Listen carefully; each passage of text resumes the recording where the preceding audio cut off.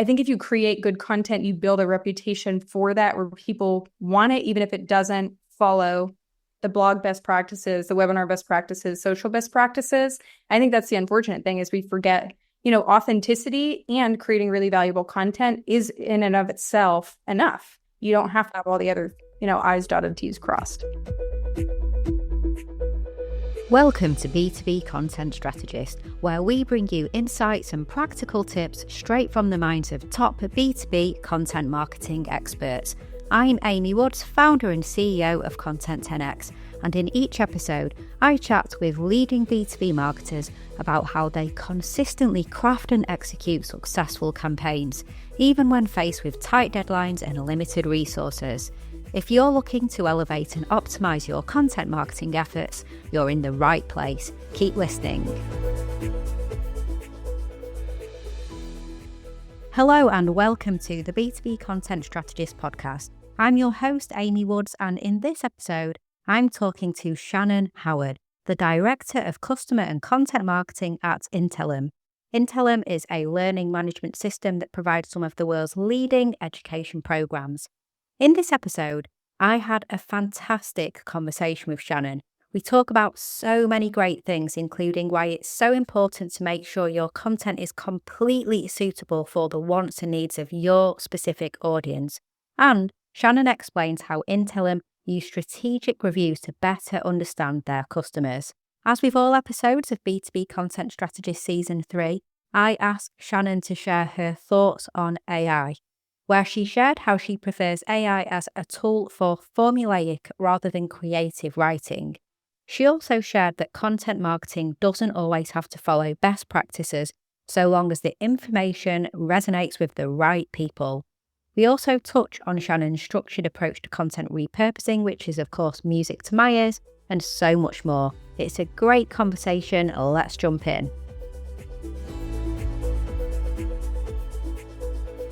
Shannon, welcome to B2B Content Strategist. Thanks for having me, Amy. I'm very excited to be here and talk content.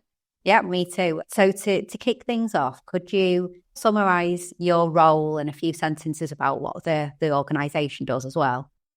Sure. So I work for Intellum, which is a learning management system for external training. So if you think about training your customers, partners, kind of extended network, we help to facilitate that type of learning, development, training, education for organizations.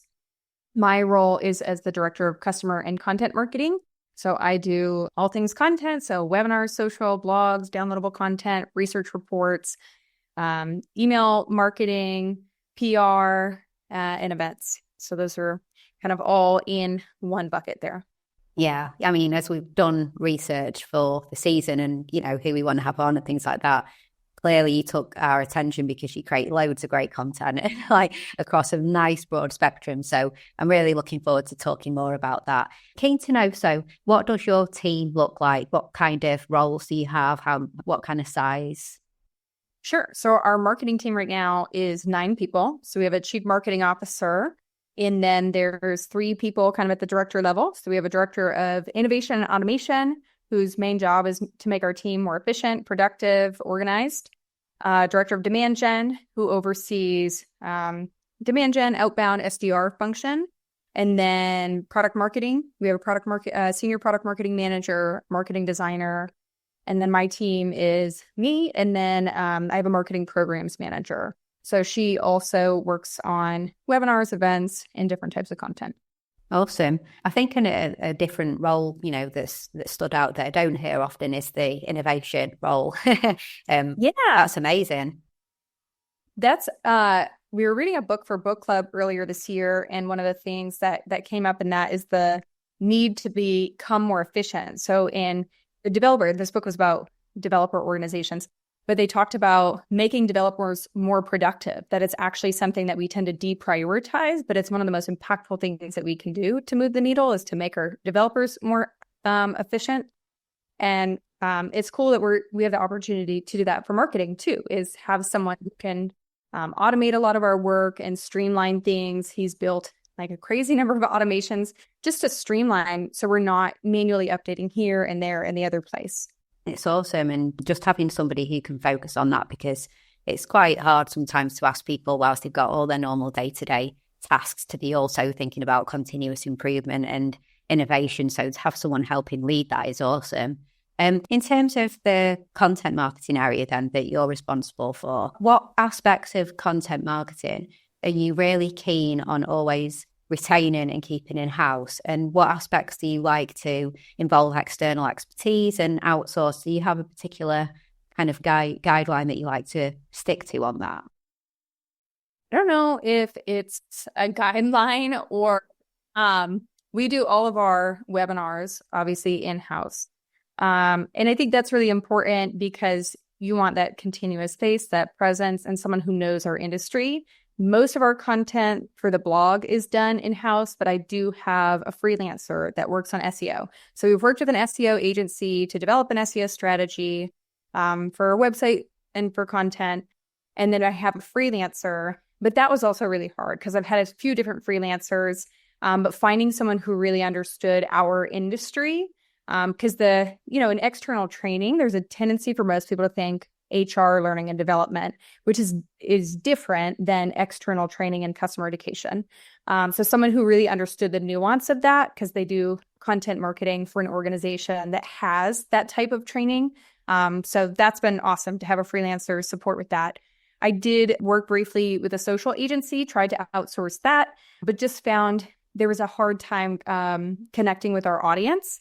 So I think about it, there's like the voice of Intellum and our customers, and then the voice of social. And we're actually way more voice of Intellum and customers than voice of social. Like we don't write for social in the sense of, I'm not trying to like socialify content.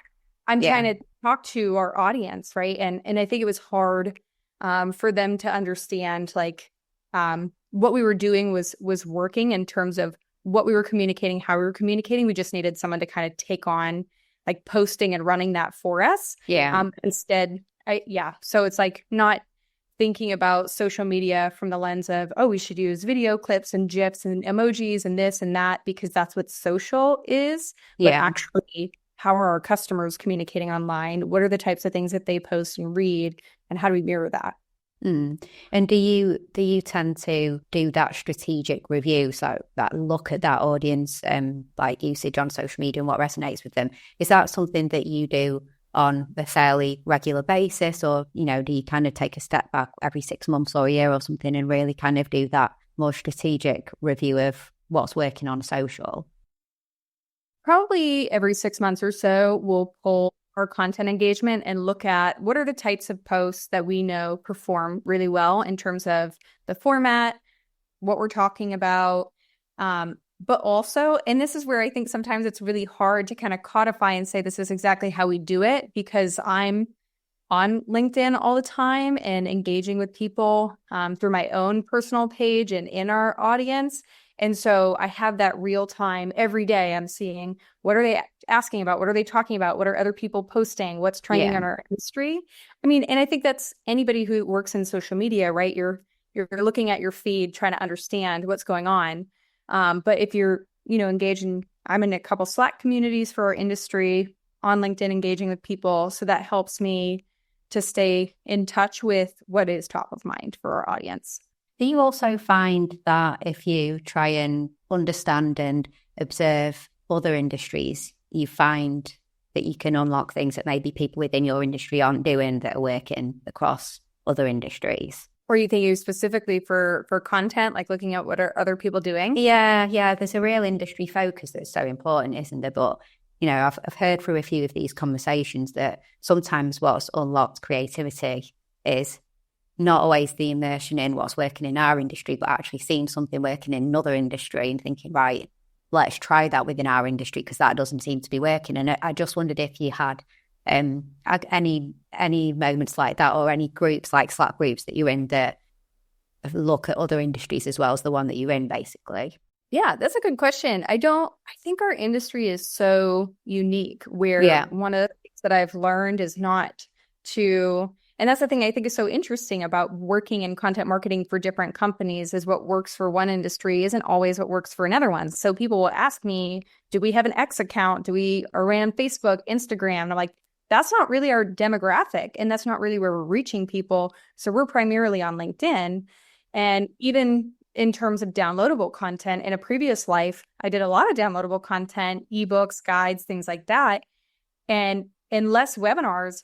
But this audience loves webinars, so I'm really trying to feel out, like I'll experiment with new content types that I've done before, that I see other people doing. I think everything is worth an experiment, but also just understanding like what is resonating with this audience, what is it that they want, and providing that. So I'm trying not to do like content marketing by the book, but content marketing that's actually connecting with the customer. Yeah, absolutely. And on that, I would absolutely love to know, what is the most memorable campaign that you have run? And it doesn't even have to be from your current role in the current organisation. It could be just across your career, but just something that really stands out in terms of a memorable campaign. I mean, I think the one that came to mind when I saw this question was earlier this year, we released a research report. So we commissioned research from Forrester, and this is an update to a report that we commissioned in 2019. And the unique thing about this report is Forrester usually does total economic impact reporting on, like what is the average ROI that customers see from your product or service. And then they do more thought leadership type where they're doing something on the industry. But this report was a blend of total economic impact for the industry. So instead of total economic impact for Intellum, it's total economic impact of the field of customer education. And so commissioned this like new research, updated research from Forrester, and then got to work on content around that, webinars, blogs, the actual research report, collaborating with the analysts on that. And then with people to support and promote it. So that was the thing I think that was really fun, was to actually remember like going for a walk one night and just LinkedIn messaging a bunch of people in our industry saying, okay, we've got this new research coming out. I think you'll find it interesting. I'd love to send you a copy. Would you be willing to help us promote this? And I don't know, probably 10 of the 15 people I reached out to said yes with the Awesome. 5 words. That was really fun, and I think that was exciting for me because it was like a rising tide lifts all ships. This data, is helpful for everybody in our industry, every influencer. And so we wanted to be able to get that content into people's hands, and people were really happy to support and promote that. I absolutely love that. I feel like a report just encompasses everything that is good about content marketing, because like you said, it's new, important and valuable information that other people will hopefully want to share, and people benefit from it. And you touched on this already, because you said there was the report, but then there was all the other content that you did, like the webinars and the articles and things like that. So you start at the top with something that is unique, and especially in this world of cookie cutter and like the same old content coming out from AI, that there's not going to be the same old content coming from your customized, like, independent thought leading report that you've done. And then all the great content after is going to be great too. And I just wanted to dig into that a little bit more, because I'm always going to be talking about repurposing, because that's what we do. But you have the report, and you already implied that there was other content that came from it. So what did that look like? What is the repurposing that you tend to focus on from an independent report that you commission? Sure. So we have the independent report, and I usually turn that into slides for enablement for our sales and account management teams, so they can pull those into presentations. They can share those with customers. We turn those into infographics that people can share on social, can embed into their own blogs. I create a series of blogs. So I kind of look through for, are there trends or clusters of things that all tie to each other that I can create a blog and like pull in this research. We'll also kind of go back through, and we're keeping that in mind. So whenever we're creating content, we want to frame it in the sense of what's happening in the industry. So even if it's not a blog explicitly about the research report, we're citing the stat from the research report. We created a series of social posts, an employee advocacy plan to kind of amplify everything that we were doing with that research report. We did a webinar with an industry analyst, so that we're a member from our executive team and this industry analyst were talking through the data points. And then we did more of like that influencer engagement, where we asked people if they would, what I had them do was create a video speaking to one of the data points. So I gave them a pre-read of all the data, said, find a point that is interesting to you and just share your thoughts. Like, does this make sense? Why does it make sense to you? Were you surprised by anything? So we have a whole kind of playlist of people who had shared their thoughts, and then they also kind of amplified the report during launch. So I think that's most of what we did to kind of repurpose that content. Yeah, and it's just all the best aspects of repurposing, finding the angles and all the different avenues of value that you can go on. And the report itself, was that a gated piece of, was it lead gen? Yeah, so you were getting email addresses and building your leads through that. Awesome. Well, my next question was, what's your favourite type of content to repurpose? But have we just answered that already with the report? Yeah, the research reports, I think, are the easiest because, we found with this research, even our competitors were using that data in their content or on their landing pages because it's great, right? Like this really is good for our industry. So I think that's the easiest one. I call it like very shareable content. Another one that we tend to repurpose is webinars, right? So if we're having a conversation with someone and we're presenting, can we recap that? And do that for a couple of reasons. One is like why, you spent all this time to prepare and promote one webinar. Why not get more, value out of that? But also because not everybody has time to watch a webinar recording 30, 45 minutes long. I know for me, I'm really not. I think it's so funny because I host webinars all the time. I'm not a webinar person. I won't show up and I won't watch the recording either, honestly. I'm much more of a reader. I've always been a reader. And so I think, to me, it's easy to repurpose a webinar into written content, but then I also know that it's helpful for people like me who just can't. Like I have a really hard time with video content. It's just not how my brain processes.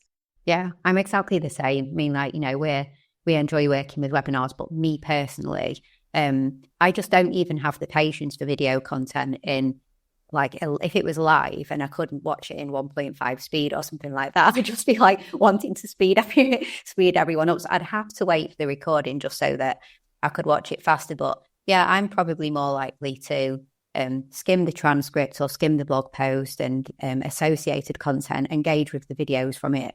Then I might go and watch the video if I feel like I can see there's value. So I agree. Everybody consumes content differently.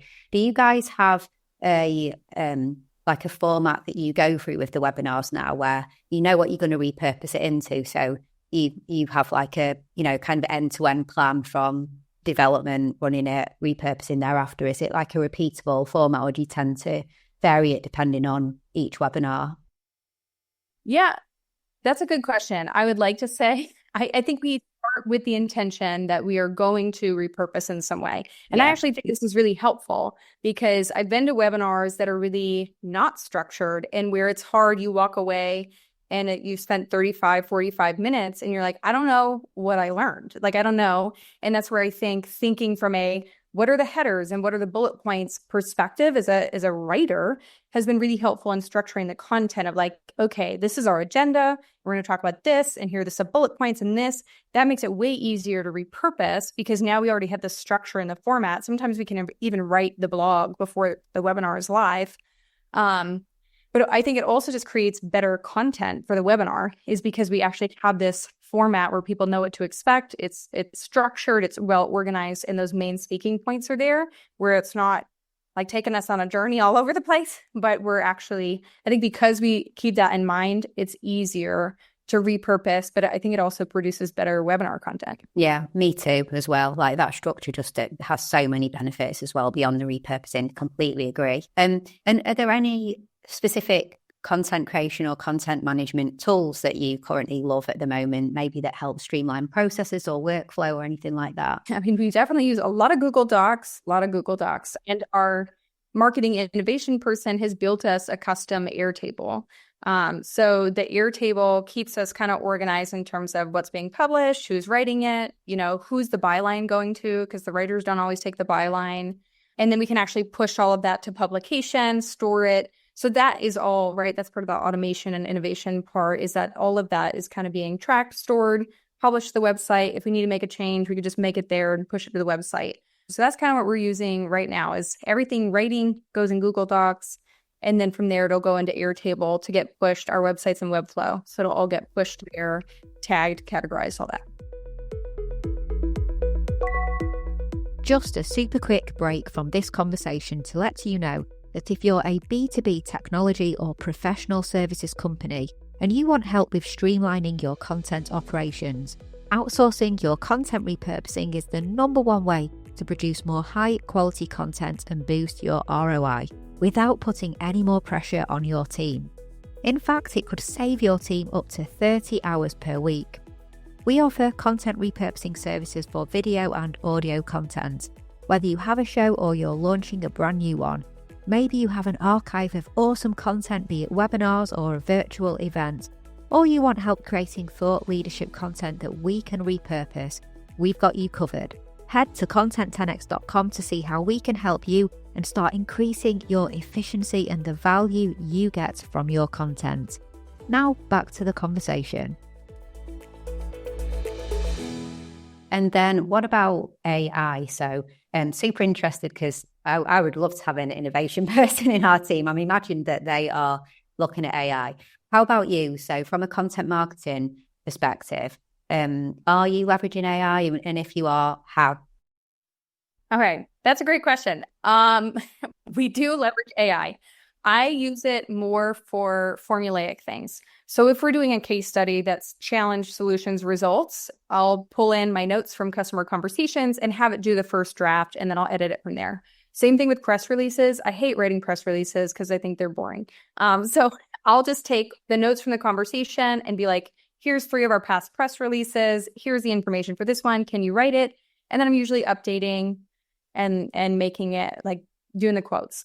But for actual content, I have said before, I think I'm just a little too particular and controlling. If I have a vision, I just want to write it.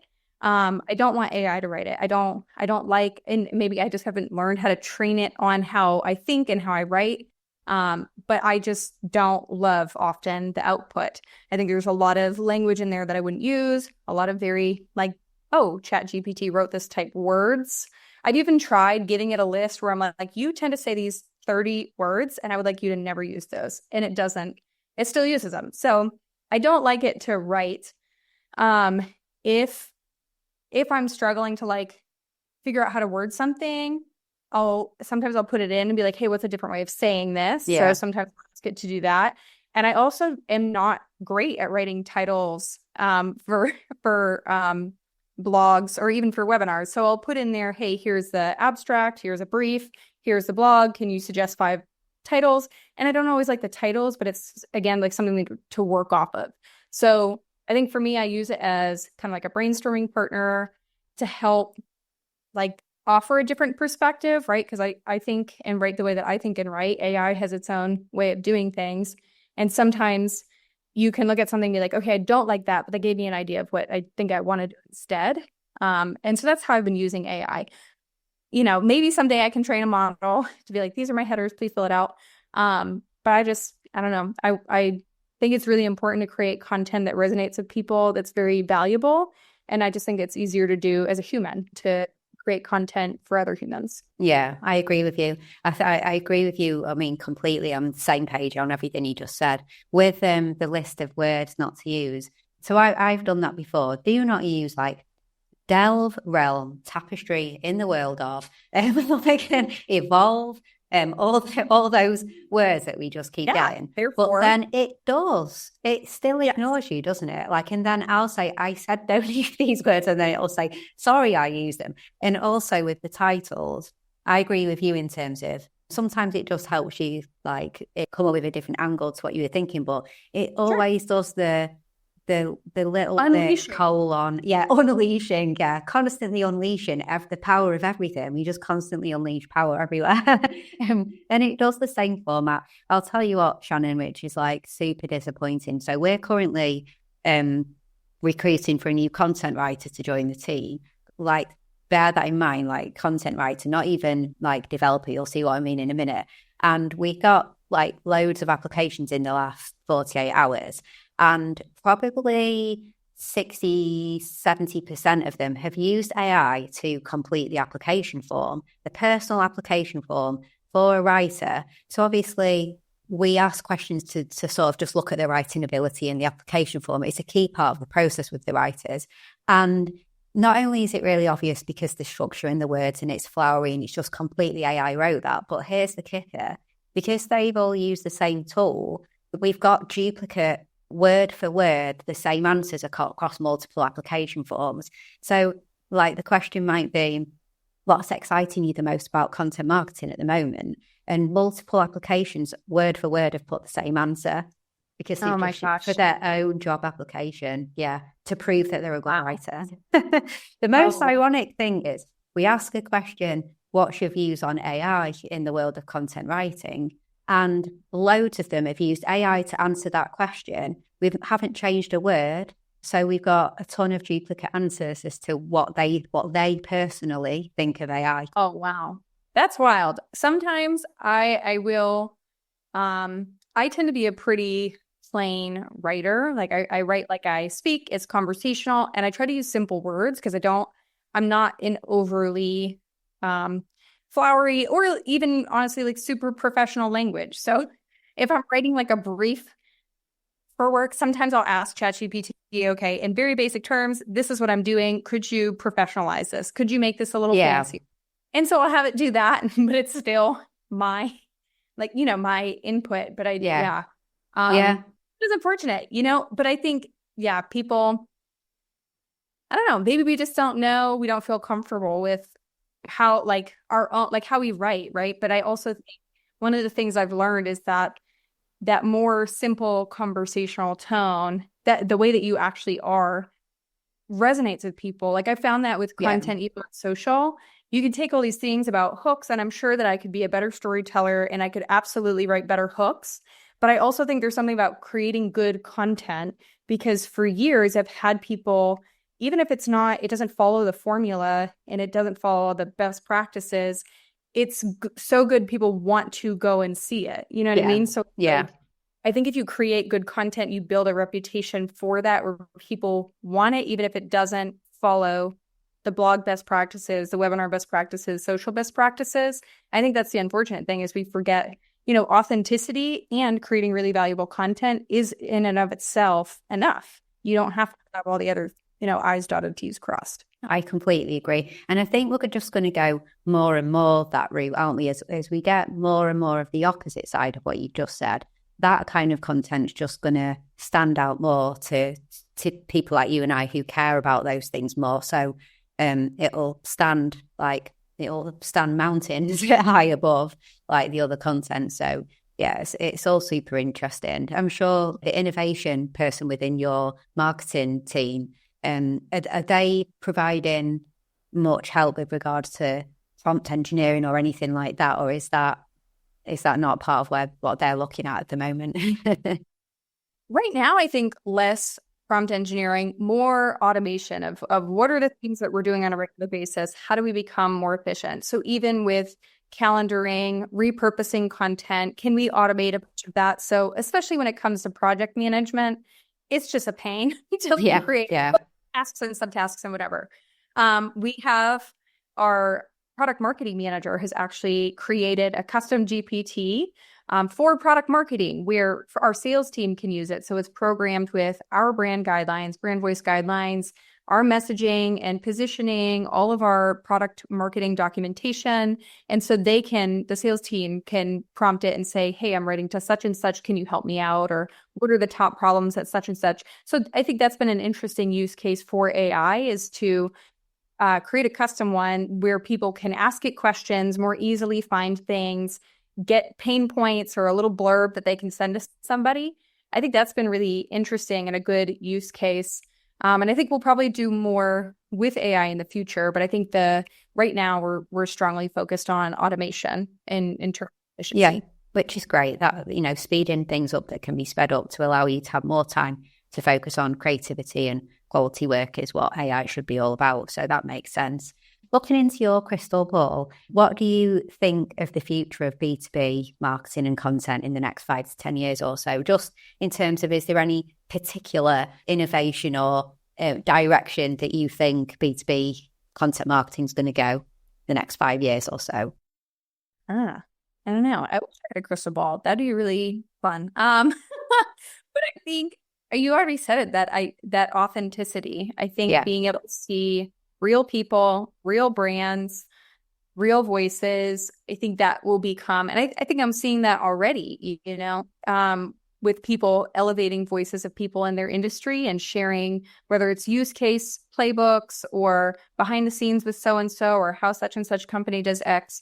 I think we're going to see more of that type of content because that's what people are hungry for, is less listicle, generic content, more, well, tell me, how did you do that? Like, walk me through that in reality. Okay, closing up the episode, it's been absolutely fantastic, so thank you.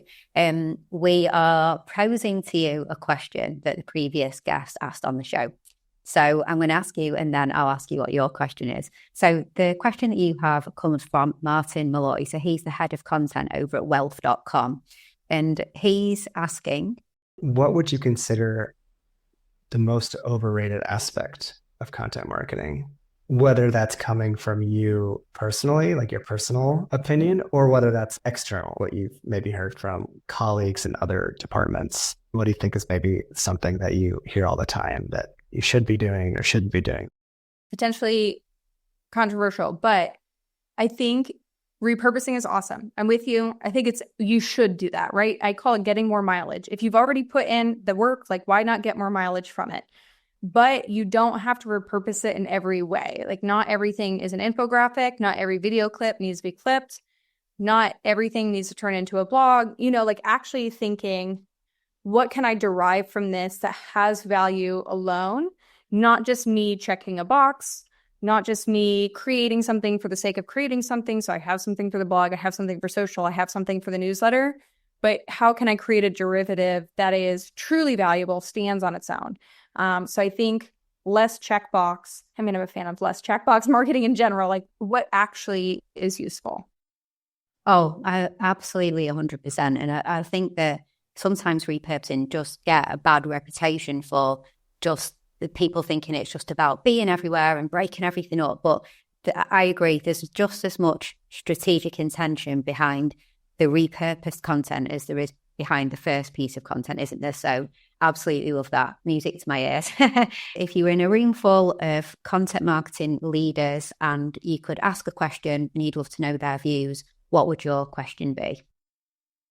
Okay, so for me, and hopefully you've heard this, is keeping the voice of the customer top of mind, where obviously you want to create content that relates to our business, our product, that ties the industry. But I think it's so important just to understand, like, what matters to you? What matters to Amy? What matters to my audience in particular? So my question would be, how do you keep voice of customer top of mind? How are you keeping tabs on the conversations and the pain points, the things that really matter to the individual people in your industry, not just kind of the trend reports that we tend to reference? Fantastic. Love that question. So great. We'll see what the next person has to say about that. So thanks, Shannon. Yeah. Well, this has been an awesome conversation. Thank you so much for coming on.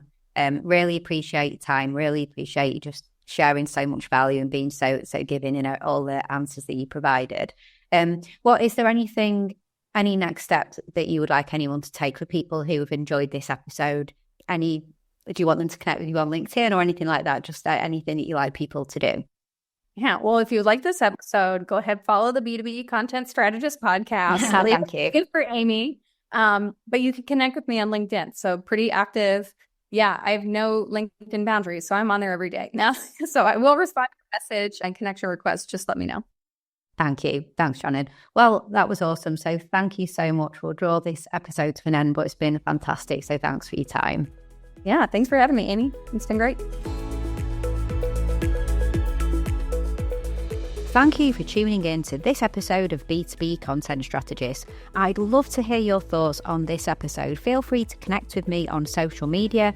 You can find me, Amy Woods, founder of Content 10X, on LinkedIn. If you get in touch, please do leave a message and let me know that you listen to B2B Content Strategist. You can also connect with Content 10X. We're on LinkedIn, Instagram, TikTok, and YouTube.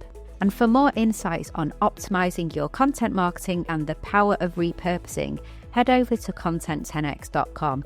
You'll discover valuable resources to help you maximize the impact of your content. We have our sister podcast, the Content 10X podcast, hundreds and hundreds of blog posts, and a library full of free resources and guides all about how to be a better content creator and content repurposer.